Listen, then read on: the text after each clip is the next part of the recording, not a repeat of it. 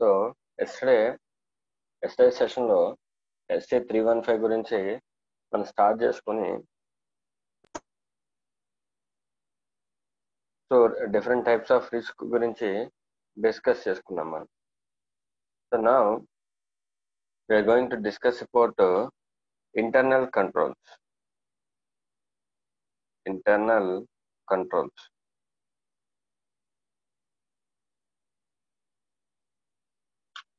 Risk assessment procedures లో understanding the entity and its environment అని ఉంటుంది. సో ఎంటిటీ గురించి అండర్స్టాండ్ చేసుకునేటప్పుడు మనం ఏమేమి తెలుసుకుంటామంటే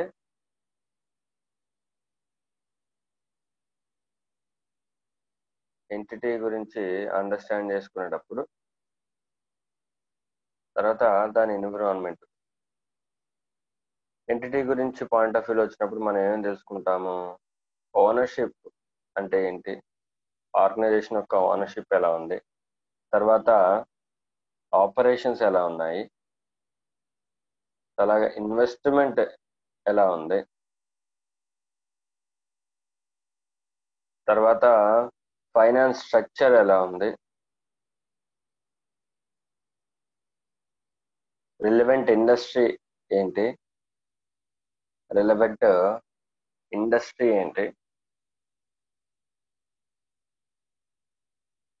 అథారిటీ ఎవరు, గవర్నింగ్ అథారిటీ ఎవరు,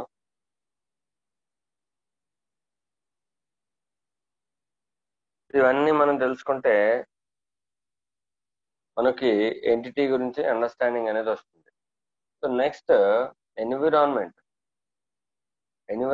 గురించి తెలుసుకోవాలి. ఎస్ఏ 315 అదే చెప్తాడు, understanding the entity and its environment. Okay, now coming to the understanding of environment in the sense control environment,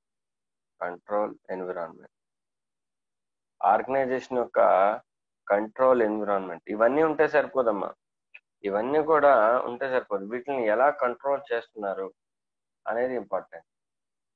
if they can control them efficiently, then the possibility of occurrence of misstatements in the financial statements will be less, and also business risk will also be less.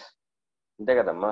ఈ point of వ్యూలో మనం ఆలోచించిన only financial statements గురించే కాదు, వాళ్ళ యొక్క business risk ఎప్పుడైతే controlling బాగుంటుందో, ఓకే, మన పాయింట్ ఆఫ్ వ్యూలో ఫినాన్షియల్ స్టేట్మెంట్స్ లో మిస్టేట్మెంట్స్ ఉండకూడదు, అది ఓకే. బట్ వాళ్ళు బిజినెస్ రన్ అవ్వాలంటే వాళ్ళ బిజినెస్ రిస్క్ ని, వాళ్ళకి బిజినెస్ రన్ చేసేటప్పుడు ఎదురయ్యే రిస్క్ ఉంటాయి.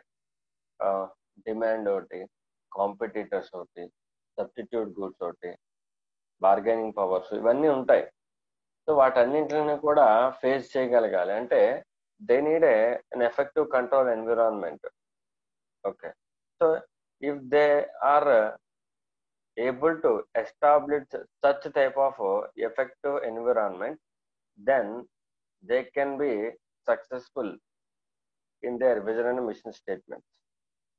So understanding of control environment is very much necessary. The control environment here in a sense internal control.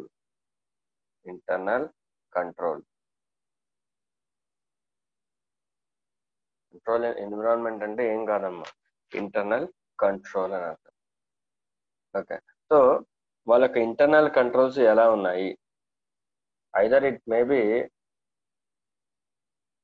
Financial reporting internal controls అవ్వచ్చు, లేదంటే అదర్ ఇంటర్నల్ కంట్రోల్స్ అవ్వచ్చు. మా ఇంటర్నల్ కంట్రోల్స్ అనేవి చాలా ఉంటాయి.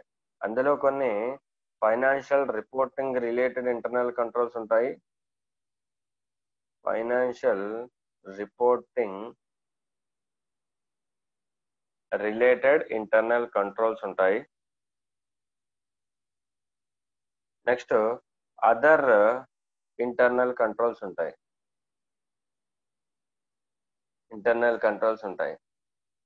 As per this standard, auditor is concerned with both type of internal controls.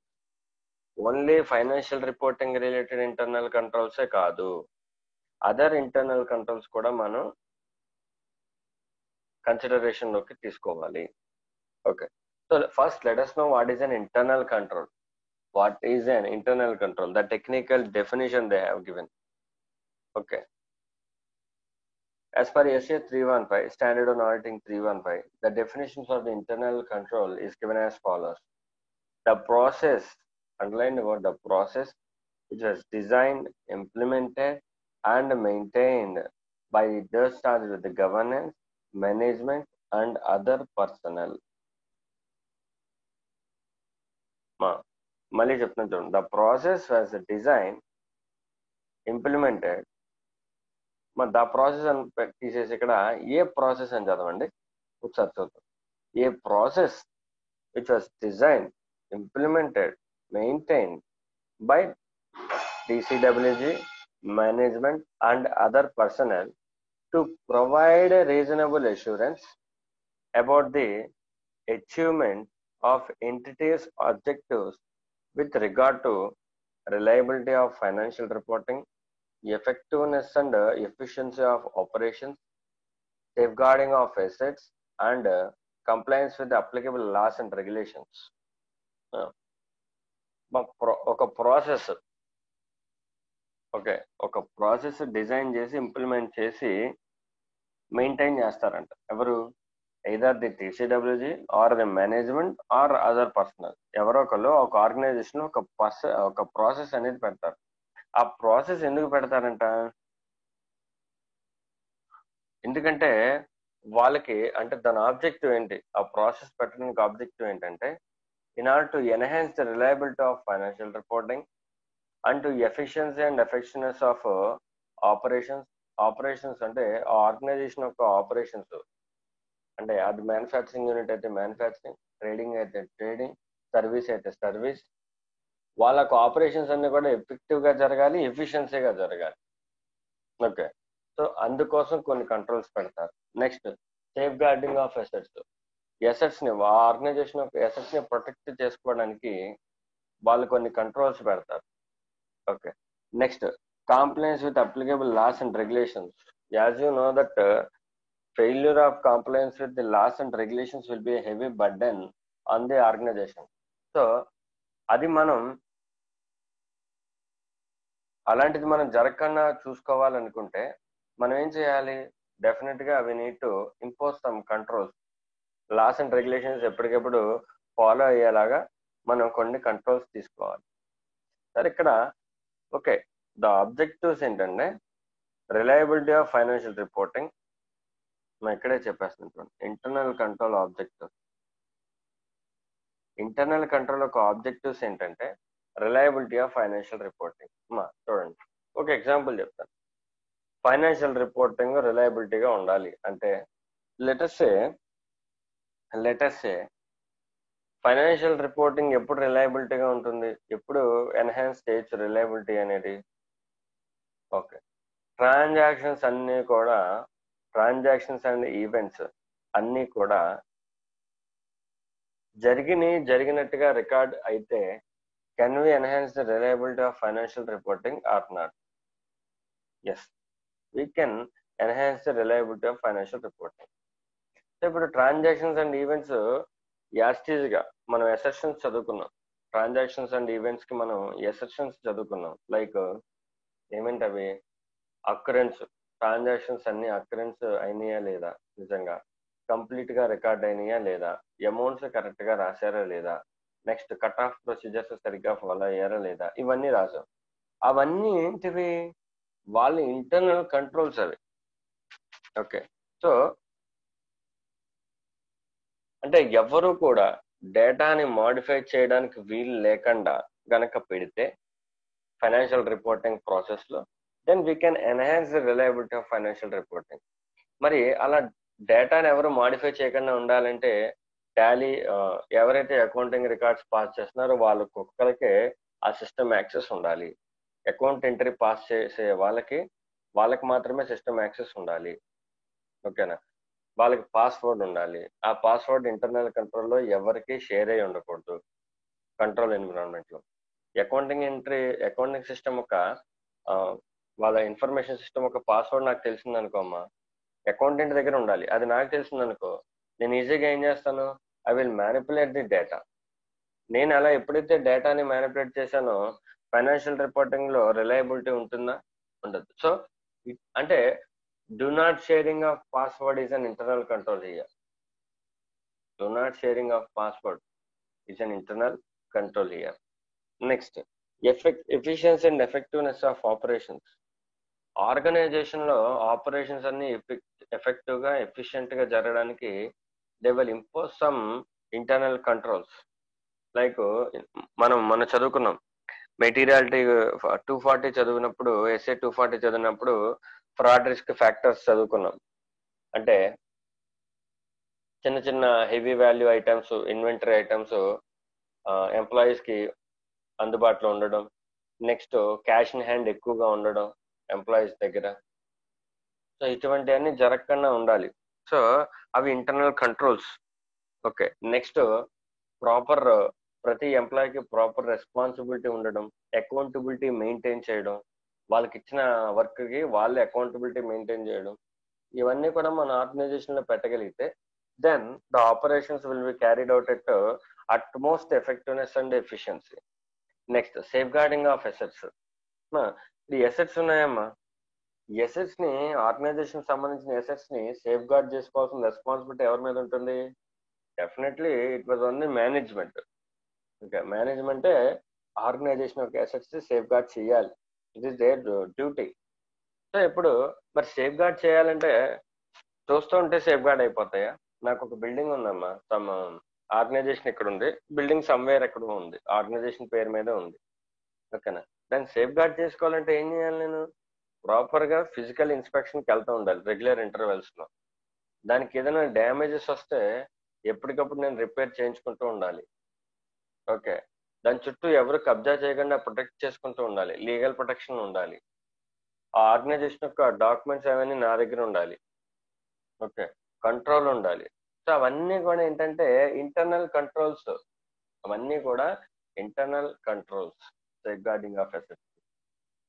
Okay, next compliance with applicable laws and regulations.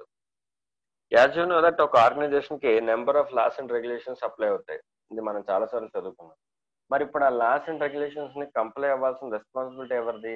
Management. Comply అవ్వాలంటే in టైంకి అయిపోతాయా? దానికి సంబంధించి మనం కొన్ని కంట్రోల్స్ పెట్టాలి. లైక్ ఆర్గనైజేషన్ లో ఉన్న ప్రతి ఒక్క ఎంప్లాయీకి మనకి అప్లికబుల్ అయ్యే లాస్ ఏంటి, వాటి యొక్క డ్యూ డేట్స్ ఏంటి, వాటిని మనం ఇప్పటిలోపు కంప్లై అవ్వాలి, ఎలా కంప్లై అవ్వాలి అనేది క్లియర్ లిస్ట్ అండర్స్టాండింగ్ ఉండాలి. ఉంటే మనం ఏం చేస్తాం, వాళ్ళందరికీ కమ్యూనికేట్ చేస్తాం, ఆర్గనైజేషన్ లో వాళ్ళందరికీ కమ్యూనికేట్ చేస్తాం, చేయగానే వాళ్ళందరూ ఫాలో అవుతుంటారు. సో అంటే ఈ కమ్యూనికేషన్ అనేది ఒక ఇంటర్నల్ కంట్రోల్. అది unless we communicate they don't have a knowledge about this laws and regulations. అలాగే ఇప్పుడు ఒక మ్యానుఫ్యాక్చరింగ్ ఇండస్ట్రీ ఉందమ్మా, మ్యానుఫ్యాక్చరింగ్ ఏరియాలో డెఫినెట్లీ వర్కర్స్ ఎవరైతే ఉన్నారో వాళ్ళు ఖచ్చితంగా సేఫ్ గార్డ్స్ పాటించాలి. ఓకే, అంటే యాక్సిడెంట్ సేఫ్ గార్డ్స్ లేకుండా లైక్ కవరాలు వేసుకోవడం, నెక్స్ట్ హెల్మెట్ వేర్ చేయడం, మాస్క్ వేర్ చేయడం, కొన్ని ఇంకా హార్డ్ ప్లేసెస్లో అయితే ఇలాంటివి చూసుకోవడం ఉంటాయి డెఫినెట్ గా. సో హైజీనిక్ ప్లేసెస్ లో అయితే, అంటే మెడికల్ రిలేటెడ్ అయితే హైజీన్ గా ఉండాలి వర్కర్స్ అందరూ కూడా లోపలికి వచ్చేవాళ్ళు. సో అవి ఇంటర్నల్ కంట్రోల్స్ అయ్యి.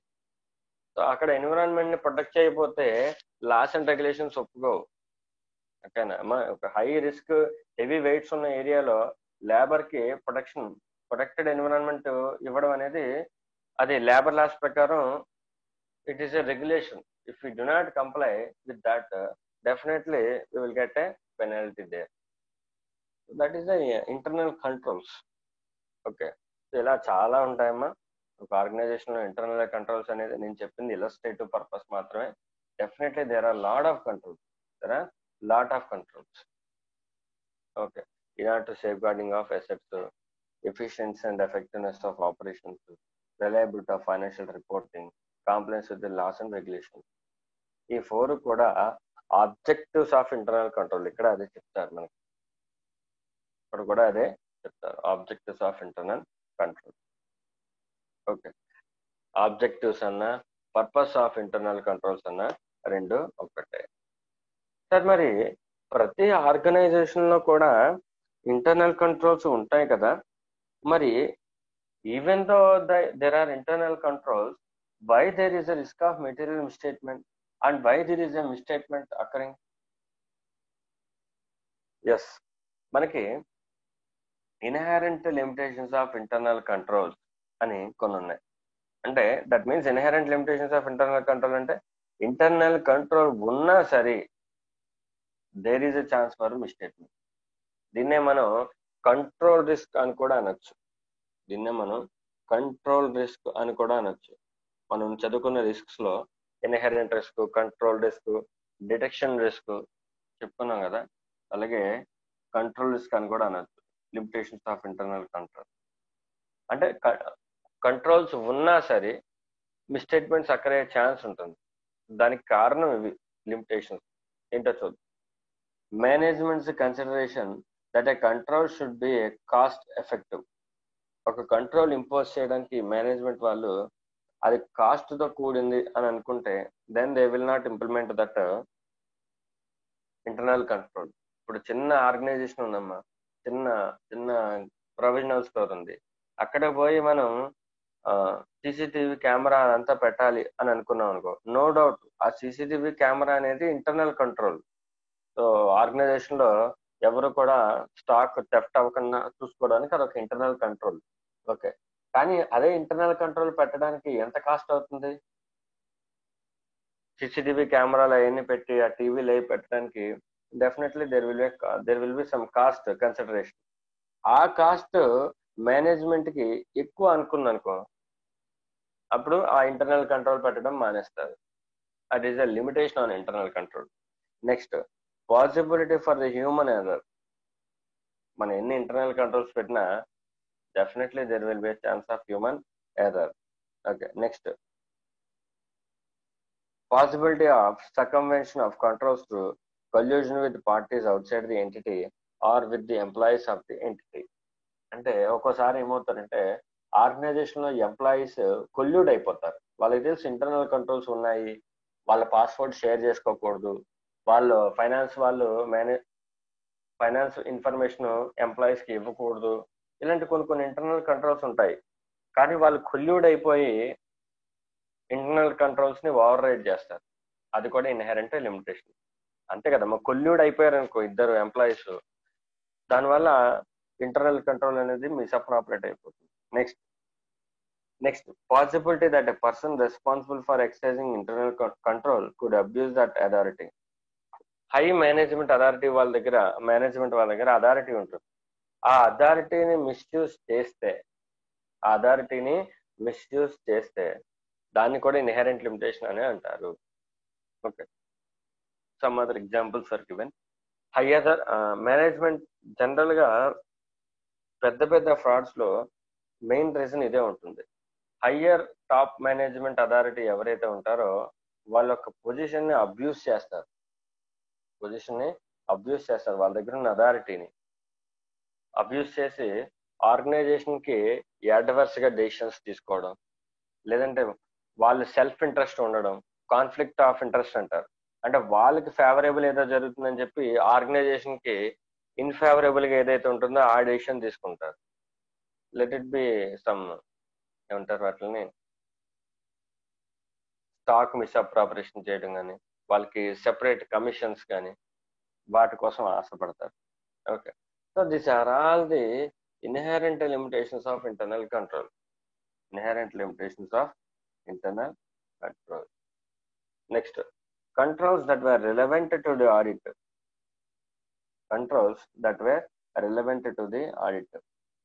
డెఫినెట్ గా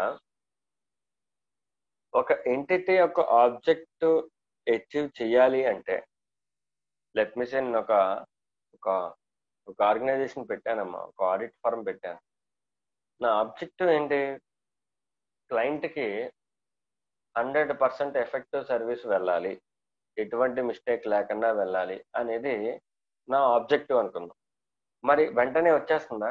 ఆ ఆబ్జెక్టివ్ ఈజీగా అచీవ్ చేయగలనా? డెఫినెట్లీ ఆ ఆర్గనైజేషన్ లో ఉన్న కంట్రోల్స్ ఆ విధంగా ఉండాలి. ఓకే, అంటే స్టాండర్డ్స్ అన్ని ఫాలో అవ్వాలి. స్టాండర్డ్స్ అన్ని ఫాలో అవుతూ వాళ్ళ అకౌంటింగ్ డేటాని కంప్లీట్ గా వెరిఫై చేసి ప్రాపర్గా ట్యాక్స్ అది కట్టించాలి. ఓకే, వాళ్ళకి ప్రాపర్ సర్వీస్ అనేది మనం ప్రొవైడ్ చేయాలి. సో అంటే అవంతా నేను ప్రొవైడ్ చేయాలంటే నేను అన్ని చోట్ల కంట్రోల్ సరిగ్గా చూసుకోవాలి. ఇన్కమ్ ట్యాక్స్ వైపు కంట్రోల్స్ చూసుకోవాలి, జిఎస్టీలో కంట్రోల్స్ పెట్టాలి, అలాగే అకౌంటింగ్ రిలేటెడ్ కంట్రోల్స్ ఉండాలి, ఆడిటింగ్ రిలేటెడ్ కంట్రోల్స్ ఉండాలి. అన్ని కంట్రోల్స్ని ఎఫెక్టివ్గా మెయింటైన్ చేయగలిగితే దెన్ నాకు ఆబ్జెక్టివ్ అనేది అచీవ్ అవుతుంది. సో డెఫినెట్లీ ఎంటిటీ యొక్క ఆబ్జెక్టివ్కి ఎంటిటీ యొక్క కంట్రోల్కి డెఫినెట్ రిలేషన్ ఉంటుంది. నీ ఆబ్జెక్టివ్ కి తగ్గట్టు నీ కంట్రోల్స్ అనేది ఇంప్లిమెంట్ చేసుకోవాలి. ఓకే, బట్ నీ ఆబ్జెక్టివ్ హై రేంజ్ లో ఉండే నీ కంట్రోల్స్ లో రేంజ్ లో ఉంటే you cannot achieve that objective. Okay, so వాళ్ళు ఏం చెప్తున్నారంటే therefore the entity's objectives and therefore controls relate to financial reporting, operations and compliance. Okay, అంటే ఇంటర్నల్ కంట్రోల్స్ అనేవి దేని మీద ఉండొచ్చు అంటే ఫైనాన్షియల్ రిపోర్టింగ్ మీద ఇంటర్నల్ కంట్రోల్స్ ఉంటాయి, ఆపరేషన్స్ మీద ఇంటర్నల్ కంట్రోల్స్ ఉంటాయి, compliance of laws and regulations మీద కూడా ఇంటర్నల్ కంట్రోల్స్ ఉంటాయి. ఇవి ఆల్రెడీ మనం చదువుకున్నాము. Okay, next materiality. అంటే ఒక ఇంటర్నల్ కంట్రోల్ని జడ్జిమెంట్ చేసేటప్పుడు లేదంటే రిలవెంటా కాదా అని తీసుకునేటప్పుడు for the purpose of audit, ఒక ఇంటర్నల్ కంట్రోల్ని మనకి రిలవెంటా కాదా, ఆడిట్కి రిలవెంటా కాదా అనేది మనం ఎలా కన్సిడర్ చేయాలి as an auditor. Whether such particular internal control is relevant to the audit or not అనేది మనం ఎలా డిసైడ్ చేయాలి అంటే based on the following matters. First thing, materiality. ఆ ఇంటర్నల్ కంట్రోల్ మెటీరియల్లా కాదా అనేది బేస్ చేసుకుని అది మన ఆడిట్కి రిలవెంటా కాదా. Let's take an example. Organisation attendance చూడడానికి నేను 2 ఇంటర్నల్ కంట్రోల్స్ పెట్టాను. ఒకటి, ఆర్గనైజేషన్కి ఎంటర్ అయ్యేటప్పుడు వాళ్ళకి ఐడెంటిటీ కార్డ్ స్వైప్ చేసి వస్తే గేట్ ఓపెన్ అవుతుంది, లోపలికి వస్తారు. అక్కడ ఒక మార్క్ ఏంటి, ఆ ఎంప్లాయీ ఎన్ని గంటలకు వచ్చాడు, ఏ రోజు ఏ టైంకి వచ్చాడు అనేది ఒక మార్క్. అది కాకుండా మళ్ళీ లోపలికి వచ్చిన తర్వాత ఒక అటెండెన్స్ రిజిస్టర్ పెట్టాను, అక్కడ కూడా ఆ ఎంప్లాయీ సైన్ చేసి వెళ్ళాలి. ఓకే, సో ఇప్పుడు రెండు ఇంపార్టెంట్ అమ్మా, అవసరం లేదు, ఏదో ఒకటి ఇంపార్టెంట్. సో ఇక్కడ నేనేం చేస్తానంటే ఫిజికల్ అటెండెన్స్ కన్నా బయట వాళ్ళు కార్డ్ స్వైప్ చేసి వస్తున్నారు కదా, కంప్యూటరైజ్డ్ అటెండెన్స్, దాన్ని నేను ఎక్కువ నమ్ముతాను. సో ఇయర్ మెటీరియాలిటీ మీన్స్ అదనమాట. ఓకే, అంటే నేను ఏ కంట్రోల్కి ఎక్కువ ఇంపార్టెన్స్ ఇస్తున్నాను, weather that internal control is material or not. Next, significance of the related risk. Best example sharing of password అనేది దానివల్ల రిస్క్ సిగ్నిఫికెంట్ గా ఉంటుందా ఉండదా? డెఫినెట్ గా ఉంటుంది. సో అంటే ఏదైతే రిస్క్ సిగ్నిఫికెంట్ అనుకుంటానో డెఫినెట్లీ నేను అది ఆడిట్కి రిలవెంట్ ఇంటర్నల్ కంట్రోల్ కింద తీసుకుంటాను. ఇప్పుడు అకౌంటింగ్ వాల్ట్ పాస్వర్డ్ అనేది, టాలీ వాల్ట్ పాస్వర్డ్ అనేది షేర్ చేశారమ్మా, ఎవరితోటి? ఎంప్లాయీస్ తో షేర్ చేశారు. ఓకేనా, వాళ్ళతో షేర్ చేయకూడదు. కానీ వాళ్ళతో షేర్ చేయడం వల్ల ఏమైందంటే వాళ్ళు ఆడిట్ అకౌంటింగ్ డేటాని మాడిఫై చేశారు. సో అది సిగ్నిఫికెంట్ రిస్క్ దాంట్లో. Next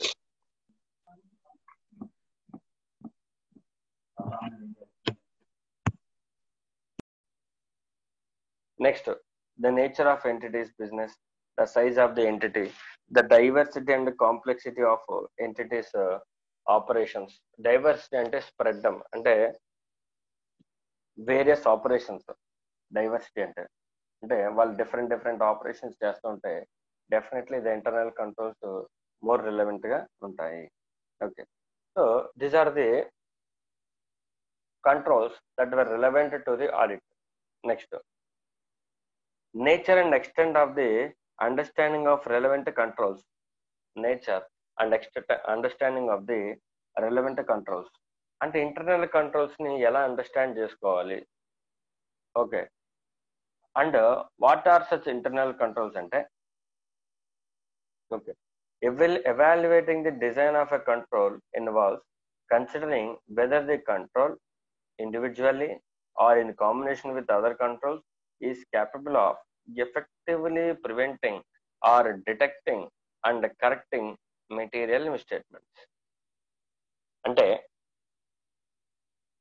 first of all internal controls ఏం చేస్తారు? First of all internal controls design చేస్తారు, తర్వాత ఇంప్లిమెంట్ చేస్తారు, తర్వాత ప్రాసెస్ ఏంటి, మెయింటైన్ చేస్తారు. సో ఇప్పుడు ఆ ఇంటర్నల్ కంట్రోల్ ఎఫెక్టివ్ కాదనేది మనకు తెలియాలంటే ఫస్ట్ ఆఫ్ ఆల్ దాని డిజైన్ వెరిఫై చేయాలి. ఫస్ట్ ఆఫ్ ఆల్ దాని డిజైన్ వెరిఫై చేయాలి. అంటే whether such internal control can prevent or detect or correct the misstatement. అంటే ఆ డిజైన్, అంటే వాళ్ళు ఏదైతే ఇంటర్నల్ కంట్రోల్ పెట్టారో ఆ కంట్రోల్ మిస్టేట్మెంట్ రాకుండా కాపాడగలదా అనేది మనం వెరిఫై చేయాలి. అదే చెప్తున్నాడు ఇక్కడ, evaluating the design of a control. Underline the word design. Evaluating the design of a control involves considering whether the control either in individual or in combination with other control. ఓకేనా? అంటే దాని related controls తో అయినా పర్వాలేదు, ఆ ఒక individual control అయినా పర్వాలేదు, is capable of effectively preventing or detecting and correcting material misstatement. అంటే ఇంటర్నల్ కంట్రోల్స్ మనం ఎవాల్యుయేట్ చేసేటప్పుడు ఫస్ట్ మనం ఏం ఎవాల్యుయేట్ చేయాలంటే డిజైన్ ని ఎవాల్యుయేట్ చేయాలి. ఇంటర్నల్ కంట్రోల్ యొక్క డిజైన్. ఆ ఇంటర్నల్ కంట్రోల్స్ డిజైన్ అంటే ఎవరి మీద పెడుతున్నారు, ఏ స్పాట్ లో పెడుతున్నారు, అది డిజైన్ అనేది ఏ ప్రాసెస్ లో పెడుతున్నారు, whether that internal control can prevent the occurrence of misstatement అనేది మనం ఎవాల్యుయేట్ చేయగలిగితే then we can say that based on our assessment ఆ ఇంటర్నల్ కంట్రోల్ మెటీరియల్ మిస్టేట్మెంట్ ని జరగకుండా చూసుకుంటుంది అని అనుకుంటే then we can say that internal control is effective. Internal control is effective. Okay. So next implementation అంటే ఏంటి sir? Implementation అంటే ఏంటి అంటే ఇంటర్నల్ కంట్రోల్స్ ని ఇంట్రడ్యూస్ చేసి, డిజైన్ ఇంట్రడ్యూస్ చేసి ఆ డిజైన్ ని, ఆ ఇంటర్నల్ కంట్రోల్ ని కంటిన్యూ చేయడం, ఆ ఇంటర్నల్ కంట్రోల్ ని అందరూ ఫాలో అయ్యేలా చేయడాన్ని ఇంప్లిమెంటేషన్ అంటారు. ఇంప్లిమెంటేషన్ అంటారు. ఓకే. తర్వాత మనం ఏం చేయాలి? ఇంప్లిమెంటేషన్ చేసిన తర్వాత మెయింటైన్ చేయాలి. అదే ఇంటర్నల్ కంట్రోల్స్ ని రెగ్యులర్ గా ఫాలో అవ్వాలి. ఒక్కసారి ఇంటర్నల్ కంట్రోల్ ఫాలో అయితే సరిపోదు. ఇంటర్నల్ కంట్రోల్స్ ఫాలోయింగ్ అనేది it is a continuous process. Daily ఆ ఇంటర్నల్ కంట్రోల్స్ ని ఫాలో అవుతూ ఉంటేనే మన ఆపరేషన్స్ అనేవి పర్ఫెక్ట్ గా జరుగుతాయి, ఎంటిటీ యొక్క ఆపరేషన్స్ అనేవి. సో ఫస్ట్ ఆఫ్ ఆల్ ఈ ఇంటర్నల్ కంట్రోల్స్ ని ఎవాల్యుయేట్ చేసే ప్రాసెస్ ని ఏమంటారంటే రిస్క్ అసెస్మెంట్ ప్రాసెస్ అని అంటారు. అది ఆల్రెడీ మనం చదువుకున్నాం. ఏముంటాయి మా risk assessment process? Enquiring of entity personal, observing the application of specific controls, inspecting documents and reports, tracing transactions to the information system relevant to the financial reporting. అంటే ఈ transactions అన్ని కూడా information system related to the financial reporting లో record అయి ఉన్నాయా లేవా, nothing but accounting system లో జరిగిన డాక్యుమెంట్స్ అన్ని కూడా అకౌంటింగ్ సిస్టమ్ లో రికార్డ్ అయి ఉన్నాయా లేదా అనేది ట్రేస్ చేసుకోవడాన్ని రిస్క్ అసెస్మెంట్ ప్రాసెస్ అంటారు. ఆల్రెడీ మనం రిస్క్ అసెస్మెంట్ ప్రాసెస్ లో వీటి గురించి ఇన్డెప్త్ గా చదువుకున్నాం. ఎంక్వైరీ, అబ్జర్వేషన్, ఇన్స్పెక్షన్ ఇవన్నీ చదువుకున్నాం. Okay. Next control environment. Control environment. ఇప్పుడు ఇంటర్నల్ కంట్రోల్లో కాంపోనెంట్స్ ఆఫ్ ఇంటర్నల్ కంట్రోల్ అంటే ఇంటర్నల్ కంట్రోల్లో మనకి డిఫరెంట్ టైప్ ఆఫ్ కాంపోనెంట్స్ ఉంటాయి. ఒకటి control environment, next risk assessment process. మరి రిస్క్ అసెస్మెంట్ ప్రాసెస్ ఆల్రెడీ మనం చదువుకున్నాంగా ఇప్పుడే. ఇది వేరమ్మా. రిస్క్ అసెస్మెంట్ ప్రాసెస్ అనేది ఇద్దరు చేస్తారు. ఒకటి management risk assessment process, nothing but entities risk assessment process ఒకటి ఉంటుంది. అలాగే ఆడిటర్స్ రిస్క్ అసెస్మెంట్ ప్రాసెస్ అనేది కూడా ఒకటి ఉంటుంది. తర్వాత information systems, controls activities that are relevant to the audit. Okay, next monitoring of control. ఇవన్నీ కూడా components of internal control. I will write down there. Components of internal control. Internal కంట్రోల్లో ఒక ఆర్గనైజేషన్లో ఇంటర్నల్ కంట్రోల్లో ఇందాక మనం చెప్పుకున్నాం, ఫైనాన్స్ రిపోర్టింగ్ రిలేటెడ్ కంట్రోల్స్ ఉంటాయి, అదర్ రిలేటెడ్ ఇంటర్నల్ కంట్రోల్స్ కూడా ఉంటాయని చెప్పుకున్నాం మనం. సో ఇప్పుడు టోటల్ చదువుతున్నాం మనం components of internal control. First thing, control environment.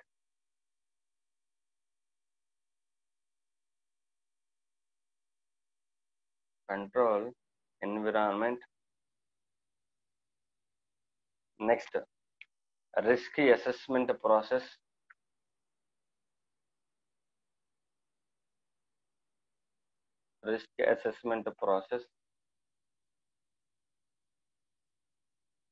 Information system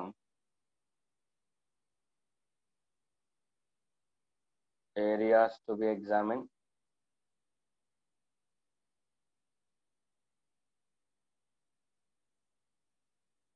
Control activities relevant to the audit.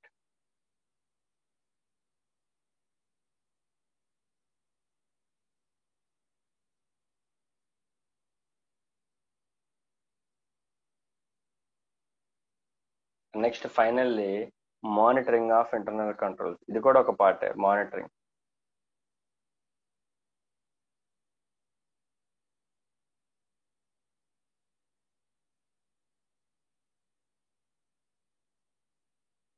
Totally, we have 5 components of internal control. Enama? Total 5 components of internal control. First thing is control environment, a risk assessment process, information system areas to be examined, and control activities that are relevant to the audit, and finally the monitoring of internal control. These are the components of internal control. Okay. Now, first we are going to understand about the control environment. ఒక organisation లో control environment ఎలా ఉంటుంది అనేది చూద్దాం. ఏముండదమ్మా, just ఆ organisation లో ఉన్న structure, governance structure ని కంట్రోల్ ఎన్విరాన్మెంట్ అంటారు. ఓకే, చూద్దాం. The control environment includes the governance and management functions and the attitudes, awareness and actions of those charged with governance and management concerning the entity's internal control and its importance in the entity. అంటే ఏం లేదు, వాళ్ళకి governance structure ఒకటి, వాళ్ళకి management functions ఎలా ఉన్నాయి, అలాగే those charged with governance యొక్క యాటిట్యూడ్ ఎలా ఉంది టువార్డ్స్ ఇంటర్నల్ కంట్రోల్, అలాగే వాళ్ళకి అవేర్నెస్ యాక్షన్స్ ఎలా ఉన్నాయి with respect to internal controls. ఇవన్నీ కూడా కంట్రోల్ ఎన్విరాన్మెంట్ లో ఒక పార్ట్. ఓకే, ఈ కంట్రోల్ ఎన్విరాన్మెంట్ లో ఎలిమెంట్స్ ఉంటాయి, ఏమేంటో చూద్దాం.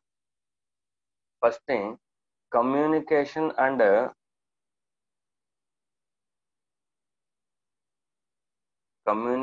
And enforcement of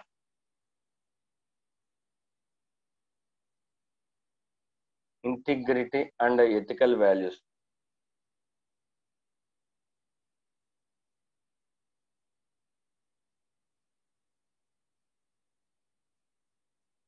Communication and enforcement of integrity and ethical values. అంటే ఇప్పుడు ఆర్గనైజేషన్ లో కంట్రోల్ ఎన్విరాన్మెంట్ లో డెఫినెట్లీ మీకు ఇందాక చెప్పినట్టు టాప్ మేనేజ్మెంట్ ఎవరైతే ఉన్నారో వాళ్ళు ఇంటిగ్రిటీ గురించి, ఎథికల్ వాల్యూస్ గురించి ఎవరికి కమ్యూనికేట్ చేయాలి? డౌన్వర్డ్ మేనేజ్మెంట్ ఎవరైతే ఉన్నారో వాళ్ళకి, ఎంప్లాయీస్ కి కమ్యూనికేట్ చేయాలి. సో అలా ఎప్పుడైతే కమ్యూనికేట్ చేశారో అప్పుడు ఏమవుతుంది, ఎంప్లాయీస్ కానీ మేనేజ్మెంట్ కానీ ఆ ఎథికల్ వాల్యూస్ గురించి, ఇంటిగ్రిటీ గురించి వింటారు కమ్యూనికేట్ చేసినప్పుడు. ఓకే, విన్న తర్వాత ఎప్పుడైనా ఇంటర్నల్ కంట్రోల్స్ పెడితే వాళ్ళ ఎథికల్ వాల్యూస్ ఉంటాయి కాబట్టి, ఎందుకంటే ముందు విన్నారు కదా, సో ఉంటాయి కాబట్టి ఆ ఇంటర్నల్ కంట్రోల్స్ ని ఫాలో అవుతారు. ఓకే, సో అంటే ఎథికల్ వాల్యూస్ చెప్పడం వల్ల ఇంటర్నల్ కంట్రోల్స్ ఇంప్లిమెంటేషన్ మీద ఫుల్ ఇన్ఫ్లుయెన్స్ ఉంటుంది. అంతే కదమ్మా. ఫస్ట్ ఆఫ్ ఆల్ మనం ఇంటర్నల్ కంట్రోల్స్ పెట్టేసి వాడిని ఫాలో అయిపోమంటే అవ్వడు. మనం దాని యొక్క ఇంపార్టెన్స్ చెప్పాలి. మనం ఎందుకు పెడుతున్నాం internal control? In order to communicate the enforcement of integrity and ethical values. Integrity గురించి కమ్యూనికేట్ చేస్తాము, ఎథికల్ వాల్యూస్ గురించి కమ్యూనికేట్ చేస్తాం. చేసిన తర్వాత వాడికి అవేంటో అర్థమైన తర్వాత if you introduce an internal control they will definitely follow. అంటే వాళ్ళు ఇంటర్నల్ కంట్రోల్స్ ఫాలో అవ్వాలంటే ముందు మనం ఏం చేయాలి? ఫస్ట్ ఆఫ్ ఆల్ ఇంటిగ్రిటీ గురించి, ఎథికల్ వాల్యూస్ గురించి వాళ్ళకి కమ్యూనికేట్ చేయాలి. Next, commitment to competence.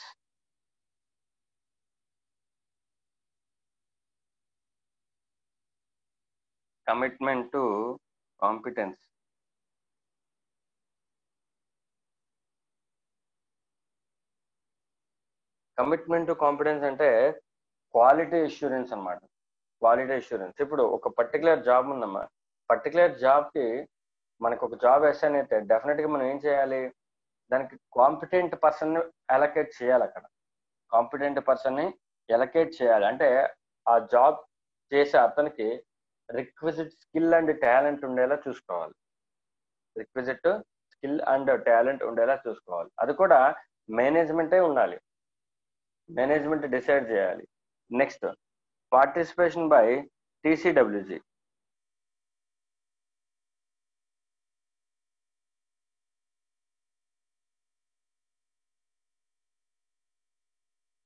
అంటే టీసీడబ్ల్యూజీ ఎవరైతే ఉన్నారో వాళ్ళ యొక్క పార్టిసిపేషన్ ఎలా ఉంది ఆర్గనైజేషన్ లో, అంటే whether they are independent from the management or not. TCWG ఎప్పుడు కూడా మేనేజ్మెంట్ కి ఇండిపెండెంట్ గా ఉండాలి, డిపెండెంట్ గా ఉండకూడదు. ఎందుకంటే ఎప్పుడైతే టీసీడబ్ల్యూజీ మేనేజ్మెంట్ మీద డిపెండెంట్ అయిపోయిందో మేనేజ్మెంట్ ఈజీగా ఇంటర్నల్ కంట్రోల్స్ ని మిస్అప్రాపరేట్ డివేట్ అవ్వడానికి ఛాన్స్ ఉంటుంది. ఫ్రాడ్యులెంట్ ఫైనాన్షియల్ రిపోర్టింగ్ కూడా ఎక్కువ వాటి వల్ల జరుగుతుంది. ఓకేనా? సో డెఫినెట్ గా టీసీడబ్ల్యూజీ యొక్క ఇండిపెండెన్స్ ఎలా ఉంది, అలాగే టీసీడబ్ల్యూజీ యొక్క ఎక్స్పీరియన్స్ ఎలా ఉంది, వాళ్ళ స్టేచర్ ఏంటి ఒక ఆర్గనైజేషన్ లో, అలాగే వాళ్ళ యొక్క ఆర్గనైజేషన్ ఆపరేషన్స్ లో ఎంతవరకు ఇన్వాల్వ్మెంట్ ఉంటారు, అంటే కంప్లీట్ గా మేనేజ్మెంట్ మీదే వదిలేస్తారా లేదంటే టీసీడబ్ల్యూజీ కూడా డెసిషన్ మేకింగ్ ఉంటుందా? ఓకే, సో ఇవన్నీ కూడా they are form part of the control environment. Next, management's philosophy and operating style. Management's philosophy and operating style.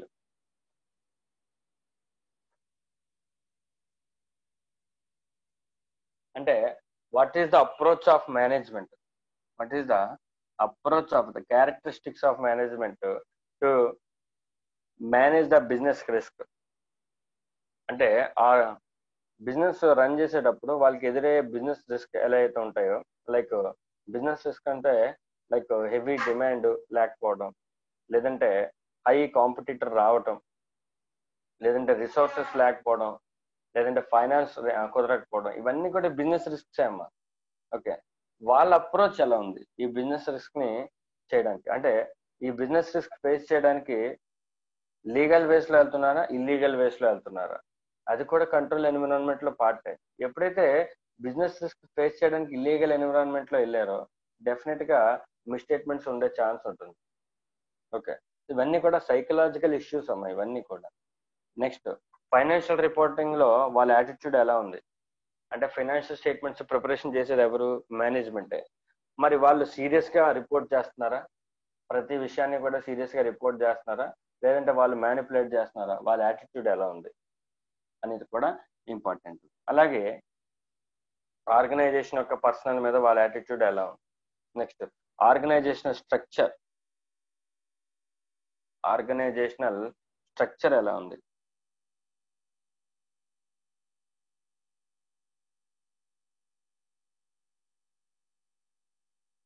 అంటే వాళ్ళ ఫ్రేమ్వర్క్ అన్నమాట. వాళ్ళ ఫ్రేమ్వర్క్ ఒక బిజినెస్ రన్ అవ్వాలంటే వాళ్ళ ఫ్రేమ్వర్క్ ఎలా ఉంది, ఒక ఒక ఆపరేషన్ క్యారీ అవుట్ చేయాలంటే వాళ్ళ ఫ్రేమ్వర్క్ ఎలా ఉంది. ఓకేనా, అంటే వాళ్ళు ఎలా ప్లాన్ చేస్తున్నారు, వాళ్ళు ఎలా ఎగ్జిక్యూట్ చేస్తున్నారు ఒక ఆపరేషన్ని. ఓకే, నెక్స్ట్ వాళ్ళు ఎలా కంట్రోల్ చేస్తున్నారు, నెక్స్ట్ ఎలా రివ్యూ చేస్తున్నారు. Nothing but planning, executing, controlling and reviewing. వాళ్ళ ఆర్గనైజేషన్లో ఒక ఒక డ్యూటీకి, ఒక టాస్క్కి ఎలా ప్లాన్ చేస్తున్నారు, ఎలా ఎగ్జిక్యూట్ చేస్తున్నారు, ఎలా కంట్రోల్ చేస్తున్నారు, ఎలా రివ్యూ చేస్తున్నారు. ఈ 4 ఆస్పెక్ట్స్ని మనం ఆర్గనైజేషన్ స్ట్రక్చర్కి వాళ్ళ ఫ్రేమ్వర్క్ ఎలా ఉందని చెక్ చేసుకోవాలి. Next assignment of authority and responsibility. Assignment of authority and responsibility, దీన్ని నేను సింపుల్గా ఏమంటానంటే సెన్సిటివిటీ ఆఫ్ యాక్సెస్ అనొచ్చు, లేదంటే సెగ్రిగేషన్ ఆఫ్ డ్యూటీస్ అని కూడా అనొచ్చు. Assignment of authority and responsibility, ఎవరెవరికి ఏ అథారిటీ ఉంది, ఎవరెవరికి ఏ రెస్పాన్సిబిలిటీస్ ఉన్నాయి అనేది కూడా మనం తెలుసుకోవాలి. They are part of control environment. And finally human resource policies and practices.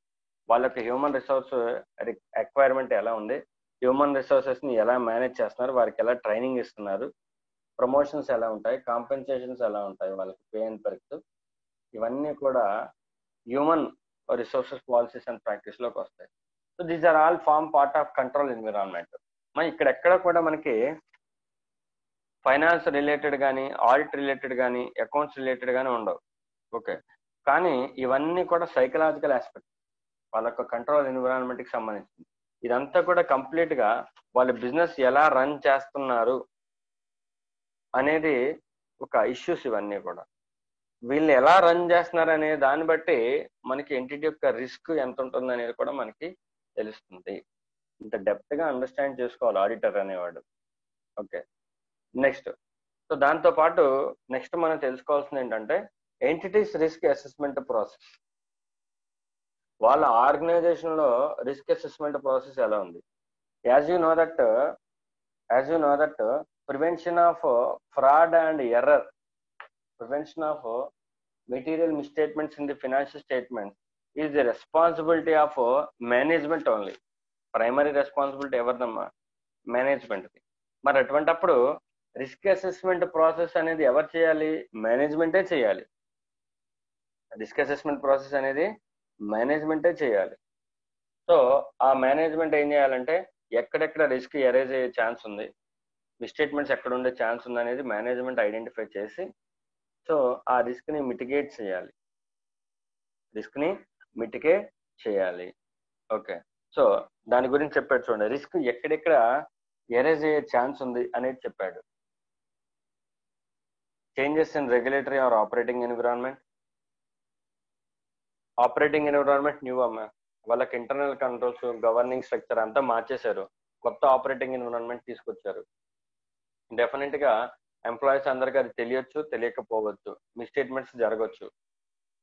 New accounting software తీసుకొచ్చారు, మిస్టేట్మెంట్స్ జరగచ్చు, రిస్క్ అరేజ్ అయ్యే ఛాన్స్ ఉంది. అప్పుడు చెక్ చేసుకుంటూ ఉండాలి, ఆ రిస్క్ ని మిటిగేట్ చేసుకుంటూ ఉండాలి. దీన్నే రిస్క్ అసెస్మెంట్ ప్రాసెస్ అంటారు.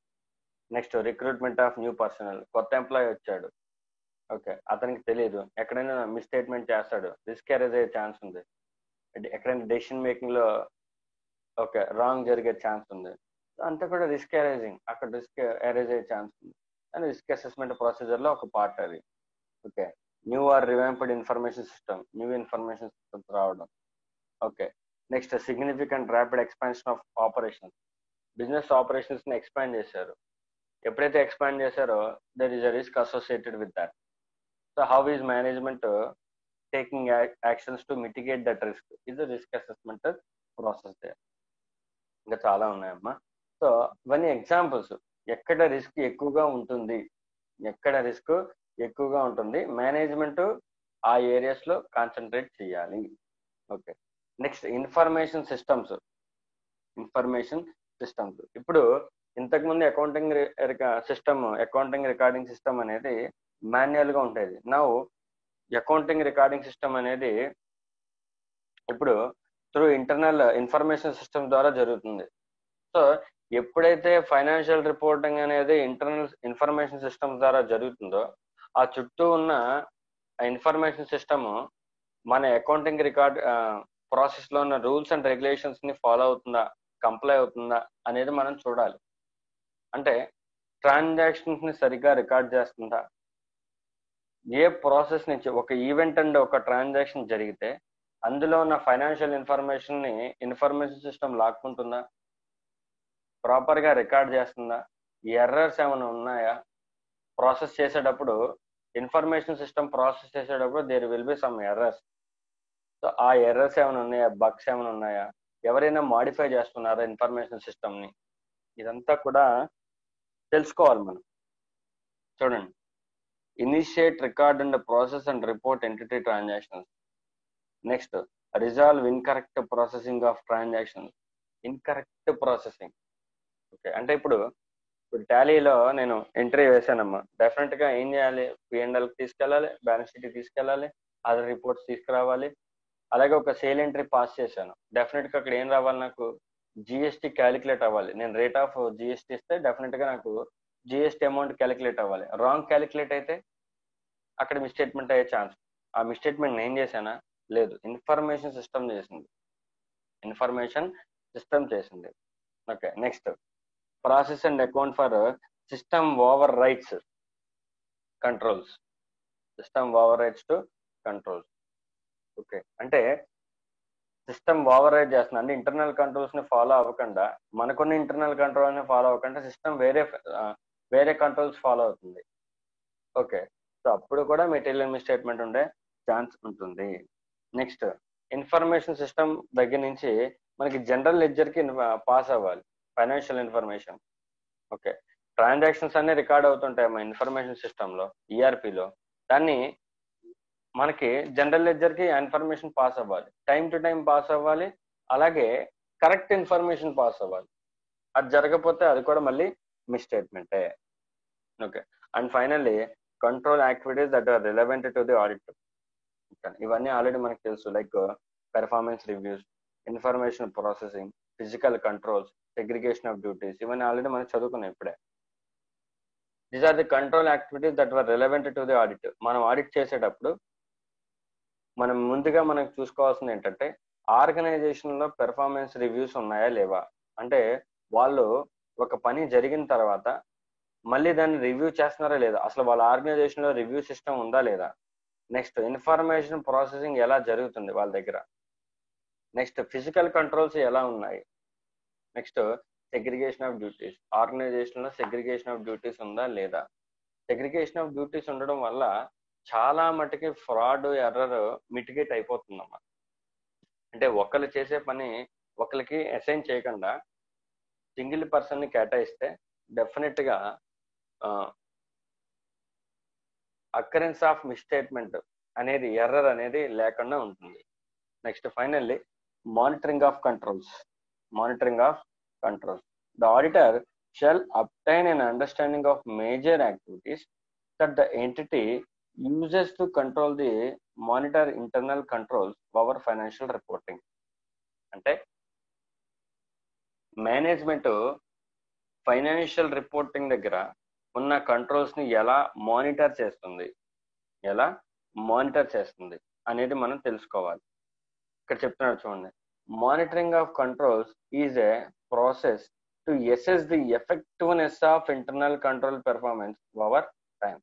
మానిటరింగ్ చేయడం వల్ల మనకేం తెలుస్తుంది, ఆర్గనైజేషన్ లో ఇంటర్నల్ కంట్రోల్స్ ఉన్నాయా, ఆ ఇంటర్నల్ కంట్రోల్స్ ఎఫెక్టివ్ గా పనిచేస్తున్నాయా లేదా, అదొకటి.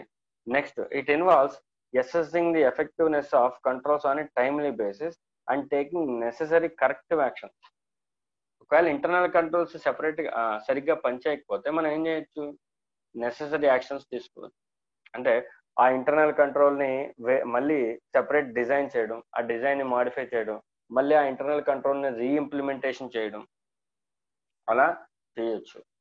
Next, management accomplishes monitoring of controls through ongoing activities, separate evaluations or a combination of two. Okay, అంటే ఇంటర్నల్ కంట్రోల్స్ సరిగ్గా పనిచేస్తున్నాయి లేదనేది ఎలా వెరిఫై చేయొచ్చు అంటే ఆన్ గోయింగ్ యాక్టివిటీస్ ద్వారా వెరిఫై చేయొచ్చు. లేదంటే అంటే ఆర్గనైజేషన్ లో ఆపరేషన్స్ జరుగుతుంటాయి, జరిగేటప్పుడు మనం దగ్గరుండి అబ్జర్వేషన్స్ చేసామనుకో ఇంటర్నల్ కంట్రోల్స్ ఎలా జరుగుతున్నాయని తెలుస్తుంది, అదొక విధానం. నెక్స్ట్, ఆర్గనైజేషన్ ఆపరేషన్స్ కాకుండా మనం ఏదైనా ఒక శాంపిల్ ట్రయల్ వేసి చూస్తాం, దాన్ని సెపరేట్ ఎవాల్యుయేషన్ అంటారు. ఒక ట్రాన్సాక్షన్ మనమే కావాలని క్రియేట్ చేసి అది ఎక్కడెక్కడ ఎలా రికార్డ్ అయింది అనేది మనం చూస్తాం.